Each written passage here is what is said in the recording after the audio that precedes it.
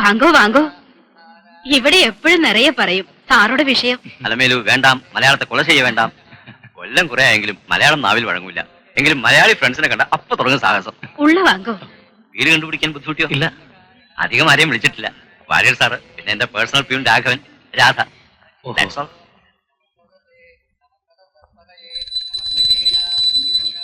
കുറച്ച് time taking ആണ് കർമ്മങ്ങൾ. അല്പം ബോറടി സഹിച്ചേ പറ്റൂ. വരൂ. ഹലോ ഹലോ, ഇരിക്കൂ. വെങ്കേ,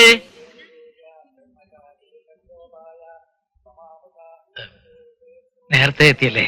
ഇല്ല, ഒരു 5 മിനിറ്റ്.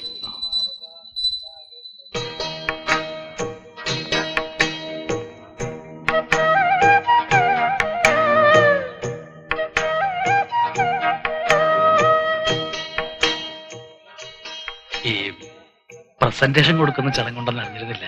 ഞാൻ ഒന്നും കരുതിയിട്ടില്ല. മോശമായോ? ഞാനൊരിക്കലും പ്രസന്റേഷൻ കൊടുക്കാറില്ല, വാങ്ങാറുമില്ല. You are right. ഓരോ ഫോർമാലിറ്റീസ്.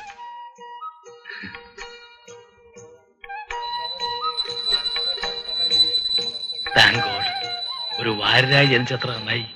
ഈ പങ്കപ്പാടൊന്നും സഹിക്കാതെ കഴിഞ്ഞല്ലോ.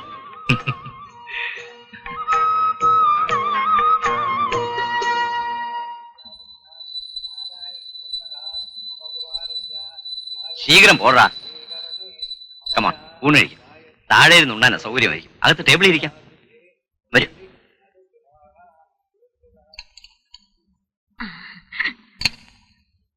മതി. നല്ല സാപ്പിടുങ്കോ. ഇത് സദ്യ സാപ്പാടല്ലേ. നിങ്ങൾ രണ്ടുപേർക്കും ഏൻ കയ്യാലെ ഞാൻ സமைச்சതാക്കും. സ്പെഷ്യൽ. മതി, സാപ്പിടുങ്കോ.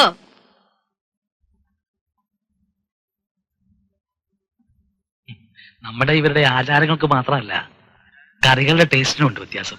ഒന്നിനും എരിവില്ല. ഇതാവുന്ന കൂട്ടി നോക്കി അല്ലേ? I will get you drop. Oh. Thanks for coming. വച്ചോങ്ങോ. എന്താ വരട്ടെ. ரொம்ப സന്തോഷം. ഗോപാല, മാഡത്തിനെ ഹോസ്റ്റലിൽ ഡ്രോപ്പ് ചെയ്തിട്ട് സാറിനെ ട്രാൻസ്പോർട്ട് സ്റ്റാൻഡിൽ വിടണം. താനും കഴിക്കും. ശരി.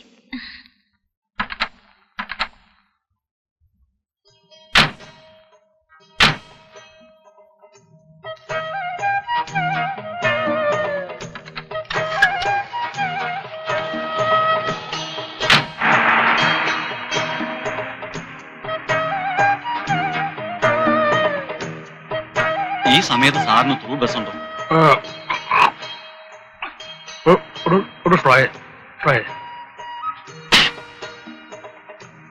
നാലരയ്ക്കൊരു ഫാസ്റ്റ് ഉണ്ട്.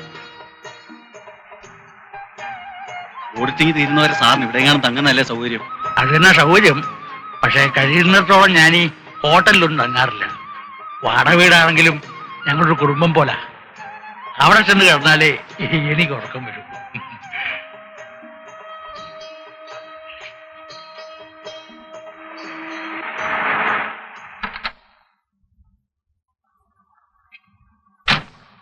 വരട്ടെ sir. Excuse me. Oh, thank U.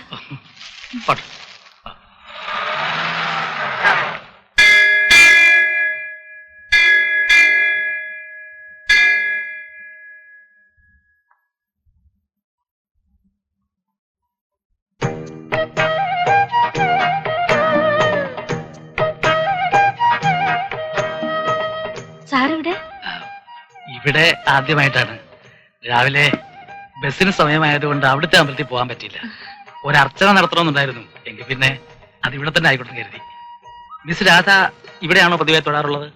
ഇവിടെയും വരാറുണ്ട്. ക്ഷേത്ര ദർശനമാണ് മുഖ്യ ഹോബി എന്ന് അനന്തു പറഞ്ഞിരുന്നു. സാറ് ദിവസം അമ്പലത്തിൽ പോകാറുണ്ടോ? ഇന്നൊരു ദിവസം മാത്രം. അതെവിടെയാണെങ്കിലും മുടക്കാറില്ല. ഇന്ന് എന്റെ ജന്മനാളാണ്. Oh, many happy returns of the day. Thank you. പേരും നാളും പറഞ്ഞ് ഒരു അർച്ചന, അതിലൊതുക്കും സെലിബ്രേഷൻ. സെലിബ്രേഷൻസ് അല്ലെങ്കിലും പ്രഹസനമാണ്. പിറന്നാളും ആനിവേഴ്സറിയും ഒക്കെ ഒരു പേഴ്സണൽ കാര്യങ്ങളല്ലേ. അത് ഇത്തരം ചടങ്ങിൽ ഒതുക്കുന്നതാണ് എനിക്കും ഇഷ്ടം. ഇവിടെ വന്നേ പിന്നെ ഈ ഹോസ്റ്റലിൽ തന്നെ ആവും താമസം അല്ലേ? അല്ല, ഇത് 5ാമത്തെ സ്ഥലമാണ്. ഹോസ്റ്റലിലെ താമസം ശരിക്കും മടുത്തു. ടേസ്റ്റിന് പറ്റാത്തവരാണ് അധികവും. എപ്പോഴും ഒച്ചയും ബഹളവും സിനിമാ പാട്ടും. കുറച്ചു നേരം ഒന്ന് ഒറ്റയ്ക്കിരിക്കാനോ വായിക്കാനോ അതിനൊന്നും ഒരു സ്വസ്ഥതയും കിട്ടില്ല. വാസ്തവം, ഒരുപാട് പേര് ഒന്നിച്ച് താമസിക്കുന്ന ഒരു ഹോസ്റ്റലിൽ കഴിയാന്ന് വെച്ചാൽ എനിക്ക് ആലോചിക്കാൻ പോലും വയ്യ. അതുകൊണ്ട് ഞാൻ ഒരു വീട് വാടക എടുത്തു. മനസ്സിനാണെങ്കിൽ 2 or 3 പേരെ മാത്രം കൂടെ കൂട്ടി. എന്നാൽ ഒറ്റയ്ക്ക് താമസിക്കുന്നതിന്റെ എല്ലാ സൗകര്യങ്ങളും ഉണ്ട് താനും. അപ്പോ സാറിന്റെ ഫാമിലി? ഫാമിലി അമ്മയുണ്ട്, 2 അനിയത്തിമാരും 1 അനിയനും അവരുടെ കുടുംബങ്ങളും ഉണ്ട്.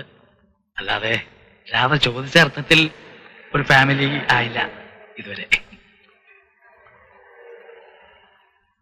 അല്ല, കുഞ്ഞുകുട്ടി പരാധീനങ്ങളൊന്നും ഇല്ലാതെ ഇങ്ങനെ കഴിയുന്നതിലും ഇല്ലേ ഒരു സുഖമൊക്കെ? Morning sir. ആ, 2 ആളും ഉണ്ടല്ലോ. ഓഫീസിലേക്കല്ലേ? അതെ. കമണ്ടാ.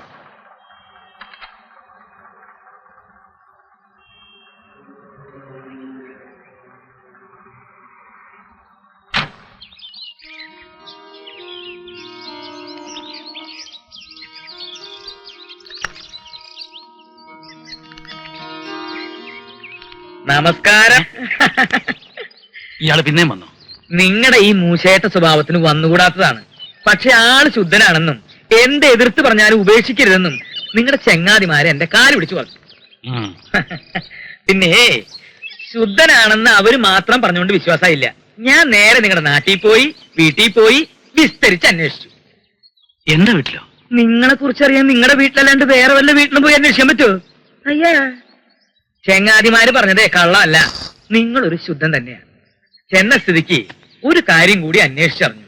ഇത്ര അങ്ങോട്ട് വൈകിയ വേളയിൽ നിങ്ങളൊരു വിവാഹം കഴിക്കുന്നതിൽ വീട്ടുകാർക്കോ ബന്ധുക്കൾക്കോ എതിർപ്പുണ്ടോന്ന് ഇങ്ങോട്ട് നോക്ക. ഇല്ല. എന്ത് തോന്നിയാ നിങ്ങൾ കാണിച്ചത്?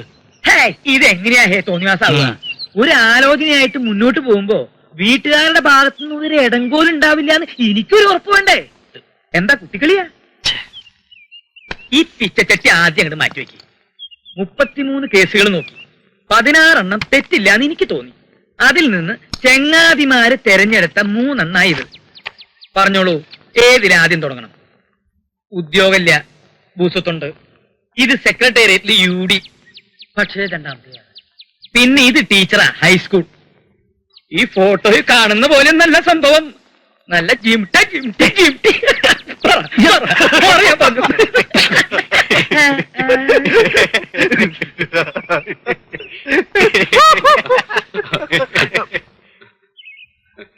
ഓ, ഒരു വലിയ തമാശ.